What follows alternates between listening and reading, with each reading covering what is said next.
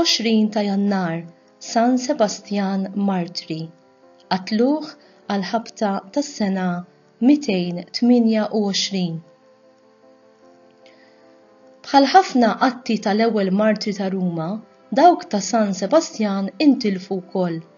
Dak li aħna ċerti minnu huwa li miet martri, jinsab midfun fi triq Appja fejn illum fil-qrib hemm il-Bażilika ta' San Sebastian u li kien ġa vvenerat fi żmien San Ambroġ, jiġifieri bejn is-snin 340 u 397.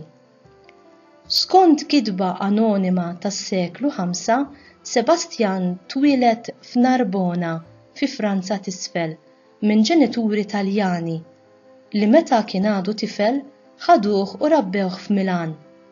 Għad li kellu antipatija naturali kontra l-ħajja tal-armi sabiex ikun jista' jgħin il-martri u l-insara l-oħra u mar Ruma u daħal soldat tal-Imperatur Carinus. Il-kwalitajiet sbieħ tiegħu ġibdu l-attenzjoni tal-Imperaturi Dioklezzjanu u Massimjanu li fdawlu il-kman tal-ewwel korti. Bħala soldat kien iżur l-insara fil-ħabs u kien jgħinhom u jinkoraġġihom. Imma fl-aħħar inqabad u Dioklezzjanu ċanfru għall-ingratitudni tiegħu. Għalxejn Sebastian ipprotesta li hu dejjem qiegħda eżattament id-dmirijiet tiegħu militari. L-Imperatur ordna li jiġi maqtul bil-vleġeġ. Tefawlu diversi vleġeġ u telquha l-mejjet, imma Sebastian kien għadu ħaj u mara twajba jisimha Irene ħaditu f'dara u dewwitu.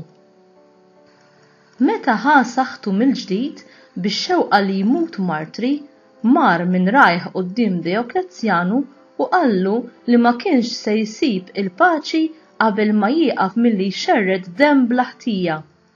Dioklezzjanu reġa' taħħilu għall-mewt u ġismu intefa' fid-dranaġġ pubbliku. Kien għal ħabta tas-sena 288. Għalkemm il-leġġendi mhumiex stejjer veri, dana kollu jesprimu l-qawwa tal-fidi u l-kuraġġ li kellhom dawn l-eroj martri ta' Kristu. San Sebastian hu meqjum bħala wieħed mit-tliet patruni tal-belt ta' Ruma. Fl-ewwel sekli tal-Kristjaneżmu, imma b'mod l-aktar intens fil-Medju Evu, sas-seklu 16 dan il-kult kien jinsab qawwi ħafna fid-dinja tal-Punent, bil-festa tkun iċċelebrata nhar l-20 ta' Jannar. San Sebastian għandu kult ukoll fid-dinja tal-Lvant, bil-festa tkun iċċelebrata nhar it-18 ta' Jannar. San Sebastian hu patrun tal-Alt Illieri u wkoll il-patrun ta' waħda mill-parroċċi tagħna ta' Malta ħal-Qormi.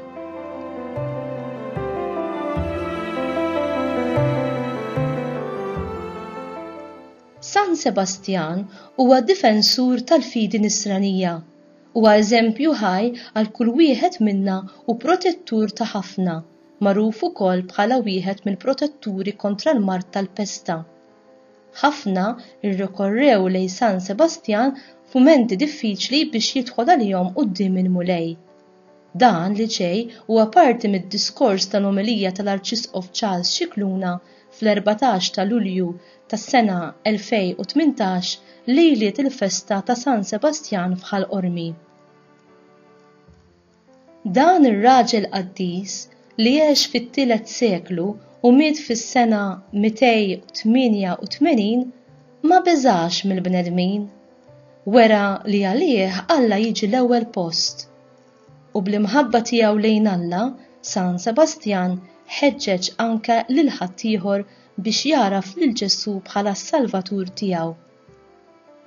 Għal Sebastian li jkun Kristjan kienet l-iżjed ħaġa importanti. Mhux ta' b'xejn il-kundanna tiegħu hija l-glorja tiegħu. Quddiem il-bnedmin il-kundanna tiegħu kienet Sebastianus Christianus. Għaliex meta taħt l-Imperu Ruman kienu jikkundannaw kal-mewt, fuq it-tabella kienu jiktbu u jgħidulu it-titulus. Dan bħalma lil Ġesu kitbulu Inri, Ġesu Nazzarenu, Sultan tal-Lut. Dak kien it-titolus ta' Ġesu. In-Nisrani Sebastjan kellu t-titolus tiegħu li qiegħed imnaqqax ukoll madwar il-Knisja, Sebastianus Christianus. Sebastjan li huwa ta' Kristu, li huwa Nisrani, li huwa Kristjan. U għal Sebastjan li jkun Kristjan kienet l-iżjed ħaġa importanti. Kien parti mill-Gwardja Pretorjali, kien soldat stmat. San Ambroċ jgħidilna li ħalla l-Milan u mar Ruma fejn il-persekuzzjoni kienet għada qalila. Bl-eżempju tiegħu ta' żagħżugħ fidilu lejali ħeġġeġ lill-insara dajfin fil-fidi tagħhom. U bħalma nkantaw fl-innu hemm fil-ħabs min ta' Nikostratu ta' Alla il-kelma ipritkajt. Sebastjan kien ukoll interċessur.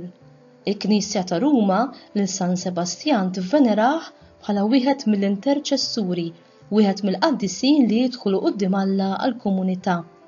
Wara kollox, il-parroċċa ta' Ħal-Qormi taf l-oriġini tagħha lill-esperjenza qawwija li l-qriema għamlu ta' kemm hu qawwi t-talb ta' San Sebastjan, mod speċjali fil-mumenti koroħ tal-pesta li kienu jippjagaw ir-raħal għax hu qrib il-post minn fejn kienu jiġi ħafna mart u l-qriema talmu jitolbu lil San Sebastjan għal protezzjoni.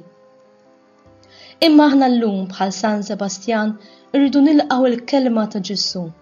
Mela jekk il-bniedem jitlob xi ħaġa li hija kontra l-liġi ta' Alla, li hija kontra r-rieda ta' Alla, l-għażla għandha tkun ċara.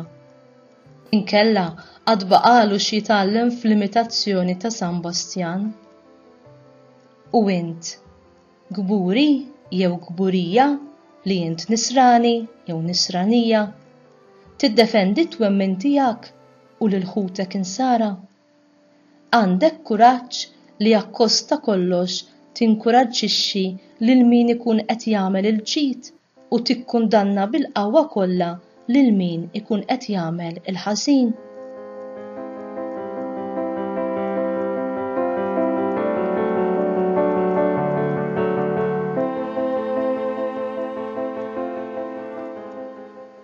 Talba mill-liturġija tas-Sigħat.